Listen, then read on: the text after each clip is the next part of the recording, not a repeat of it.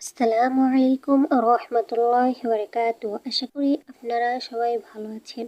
আল্লাহর অশেষ রহমতে আমিও ভালো আছি, আলহামদুলিল্লাহ। প্রিয় বন্ধুরা, আমি আজকে আপনাদের সামনে একটি গুরুত্বপূর্ণ আমল নিয়ে এসেছি। আশা করি শেষ পর্যন্ত শুনে যাবেন এবং আমাকে এগিয়ে যাওয়ার জন্য সাপোর্ট করবেন।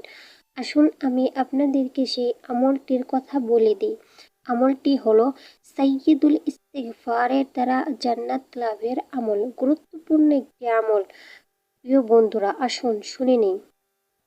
ফজরের পরে একবার পাঠ করিলে এবং ওই দিন মারা গেলে সে জান্নাতি হইবে।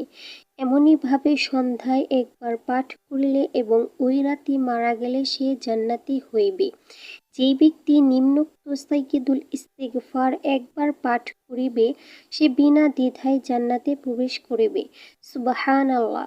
সাইয়্যিদুল ইস্তিগফার হলো আল্লাহুম্মা আনতা রাব্বি লা ইলাহা ইল্লা আনতা খলাকতানি ওয়া আনা আবদুকা ওয়া আনা আলা আহদিকা ওয়া ওয়া'দিকা মাস্তাতা'তু আউযু বিকা মিন শাররি মা সানা'তু আবু'ু লাকা বিনি'মাতিকা আলাইয়া ওয়া আবু'ু বিযামবি ফাগফির লি ফাইন্নাহু লা ইয়াগফিরুয যুনুবা ইল্লা আনতা।